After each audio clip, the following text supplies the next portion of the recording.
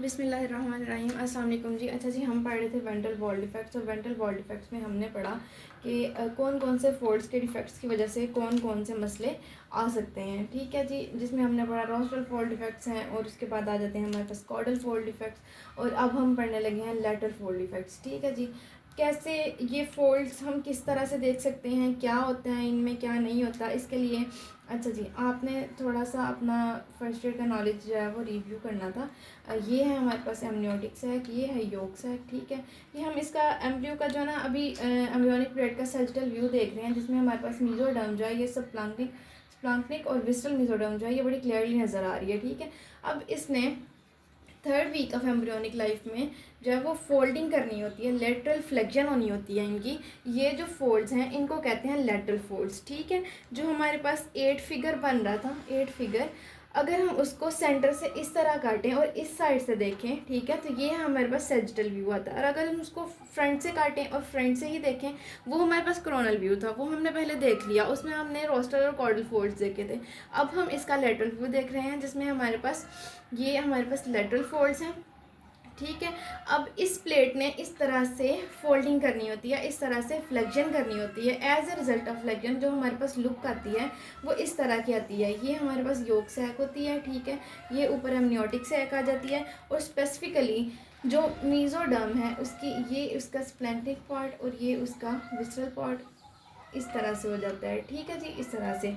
और ये हमारे पास सेंटर में एंडोडर्म आ जाती है, ऊपर यहाँ पे एक्टोडर्म होती है। ठीक है, एक्टोडर्म, ये एंडोडर्म। ठीक है, ये हमारे पास इस तरह की एम्ब्रियो की फोल्डिंग होनी होती है। ठीक है, ये फोल्डिंग की वजह से यहाँ से ये लेटरल फोल्ड्स हैं दोनों, जो यहाँ पे आके क्लोज होने होते हैं। ठीक है, जब इनकी जो है इन फोल्ड्स की नॉर्मल क्लोजर नहीं हो पाती, तो एज ए रिजल्ट हमारे पास एब्डोमिनल वॉल में डिफेक्ट्स आ जाते हैं। और उन डिफेक्ट्स को दो तरह से डिवाइड किया गया है, हम कहते हैं उसको गैस्ट्रोकाइसिस और ओम्फेलोसील। क्या डिफरेंस है दोनों में?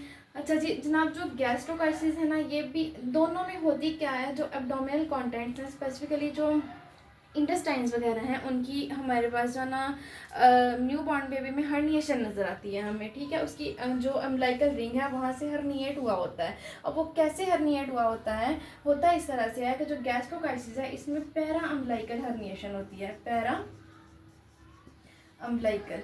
और ओम्फेलोसील में अम्बिलिकल हर्निएशन होती है। ठीक है, via umbilical ring, umbilical herniation होती है। ठीक है, पहली बात। दूसरी बात ये कि गैस्ट्रोकाइसिस जो है ना ये राइट साइडेड होती है, मोस्टली राइट साइडेड होती है, और जो ओम्फेलोसील है ये मिड लाइन में होती है। ठीक है, mid line herniation of abdominal contents. ठीक है, और तीसरी बात, ये जो मेन बात है वो ये है कि गैस्ट्रोकाइसिस में नो मेम्ब्रेन कवरिंग। ठीक है, मेम्ब्रेन कोई नहीं होती एब्डोमिनल कंटेंट्स में, विदाउट पेरिटोनियम ऐसे ही ओपनली जो है ना वो बेबी के एब्डोमिन के ऊपर पड़े होते हैं। और यहाँ पे जो है ओम्फेलोसील में मेम्ब्रेन कवरिंग होती है, जो एब्डोमिनल कंटेंट्स हैं उनके इर्द गिर्द एक मेम्ब्रेन चढ़ी होती है। ठीक है जी, ये हमारे पास जो है वो आ जाता है अम्बिलिकल रिंग, और यहाँ से एब्डोमिनल कंटेंट्स जो है वो हर्निएट करते हैं, प्रोट्रूड आउट करते हैं, और उनके इर्द गिर्द जो है वो पेरिटोनियम की लेयर होती है। ठीक है, जो हमारे पास गैस्ट्रोकाइसिस है इसमें पेरिटोनियम की लेयर नहीं होती, ये अम्बिलिकस के अम्बिलिकल जो रिंग है वो यहाँ पे होता है, और गैस्ट्रोकाइसिस जो है वो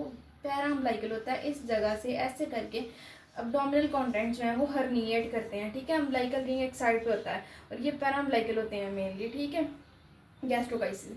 अब इन दोनों को याद रखने का तरीका, एक आसान सा तरीका क्या है कि गैस्ट्रोकाइसिस देखें जी है ना, तो जी का ये ओपन है ना मुंह, ठीक है, जी का मुंह खुला हुआ है। ठीक है, तो इसका मतलब है कि जो गैस्ट्रोकाइसिस है वो ओपन होता है, वो किसी भी किस्म की मेम्ब्रेन में इनक्लोज नहीं होता। और ओ है ना, ये क्लोज है ना, तो ओ के अंदर कंटेंट्स हैं, तो इसका मतलब है कि ओम्फेलोसील में जो एब्डोमिनल कंटेंट्स हैं वो इनक्लोज होते हैं इन अ मेम्ब्रेन, जबकि गैस्ट्रोकाइसिस में एब्डोमिनल कंटेंट्स जो हैं वो इनक्लोज नहीं होते, ओपनली बेबी के एब्डोमिन के ऊपर पड़े होते हैं। ठीक है, ये हो गया हमारे पास लेटरल वॉल डिफेक्ट।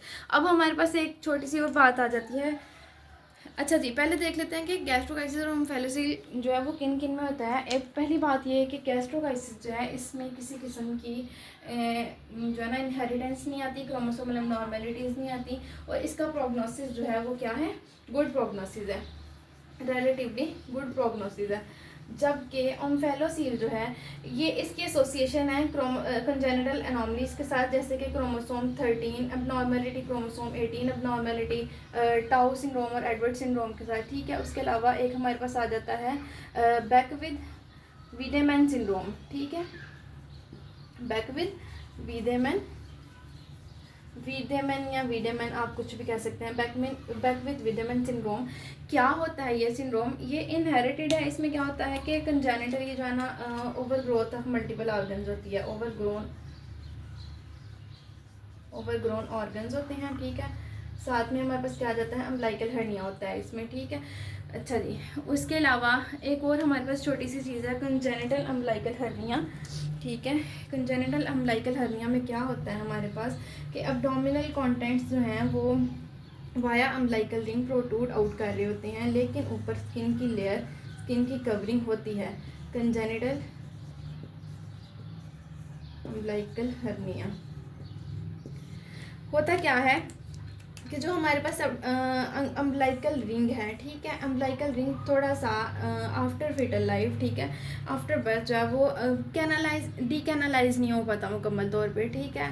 मुकम्मल तौर पे जो है कि डीकैनालाइज नहीं हो पाता, रिंग बंद नहीं होता, रिंग जो है वो थोड़ा सा पेटेंट रह जाता है, जिसकी वजह से अब्डोमिनल कंटेंट्स जो हैं वो इसमें से प्रोट्रूड आउट करते हैं। लेकिन ज़रूरी बात क्या है, ज़रूरी बात ये है कि ऊपर इसके स्किन की लेयर होती है, स्किन की कवरिंग ज़रूर होती है, ठीक है।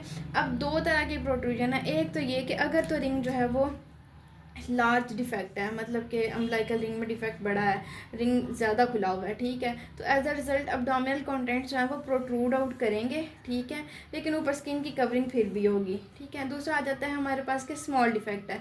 स्मॉल डिफेक्ट की सीन में क्या होता है हमारे पास कि अब्डोमिनल कंटेंट्स जो है वो प्रोट्रूड आउट तो करते हैं, लेकिन कब? जब अब्डोमिनल प्रेशर बढ़ रहा होता है। फॉर एग्ज़ाम्पल हमारे पास एक बेबी है, अगर वो कफ करता है, अगर वो स्नीज़ करता है, ठीक है, अब्डोमिनल प्रेशर बढ़ रहा है तो ये जो कंटेंट्स हैं ये थोड़े से प्रोट्रूड आउट करते हैं, ठीक है, थोड़ी सी ऐसे ना एक बल्ज सा आता है, लेकिन ऊपर स्किन की कवरिंग होती है, ठीक है। हमने अक्सर बेबीज़ देखे होंगे, ओपीडी में प्रेजेंट करते हैं ऐसे पेशेंट्स, उनके पेरेंट्स कहते हैं कि जनाब इसकी जो नाफ है ना ये ऐसे बाहर की तरफ फूली हुई है, ठीक है। यह कहते हैं कि जब इसको खांसी वगैरह होती है, जब ये रोता है, जब ये छींकता है, तो इसकी जो नाफ है ना ऐसे बाहर की तरफ फूल जाती है, ठीक है। ये होता है एज अ रिजल्ट ऑफ थोड़ा सा अगर हमारे पास जो अम्बिलिकल रिंग है अगर थोड़ा सा पेटेंट रह जाए तो उसकी वजह से जो है ना ये प्रोट्रूजन होती है, ठीक है। ये ज़्यादा मसला नहीं है, ये टाइम के साथ साथ जो है ना रिकवर हो जाती है। इसके लिए पाकिस्तान में एक बड़ी जनरल सी प्रैक्टिस है जो गोल्ड स्टैंडर्ड नहीं है, लेकिन हमारे यहाँ पे फिजिशियंस बताते हैं, जो क्या है कि हम कहते हैं कि जो नाफ है ना उसके ऊपर आप किसी किस्म का कोई ना सिक्का वगैरह कोई चीज़ रख दें और उसको एक स्टिकिंग के साथ, टेप के साथ थोड़ी देर के लिए चिपका दिया करें। कुछ दिन के लिए ये प्रैक्टिस करवाते हैं, जिसकी वजह से रिंग को टाइम मिल जाता है कि वो डीकैनालाइज हो जाए, वो क्लोज हो जाए, ठीक है। अच्छा जी, ये है उस केस में अगर हमारे पास डिफेक्ट छोटा है। अगर हमारे पास डिफेक्ट बड़ा है तो ये अब्डोमिनल कंटेंट्स जो है ना ये अंदर बाहर जाते रहते हैं, ठीक है, प्रोट्रूजन होती रहती है और मोस्टली टाइम पे जो है ना अम्बिलिकस जो है वो प्रोट्रूडेड ही होता है। और ये इसकी कॉमन एग्जांपल है डाउन सिंड्रोम के पेशेंट्स में ये बहुत कॉमन है, ठीक है जी। अभी तक के लिए इतना ही था, ये थे हमारे पास मेंटल वॉल डिफेक्ट्स। अगले लेक्चर में हम पढ़ते हैं इसोफेजियल ट्रैकियोएसोफेजियल एबनॉर्मेलिटीज़। अभी तक के लिए आपको कोई मसला हो, किसी चीज़ की समझ ना आए हो, you can ask me. Thank you.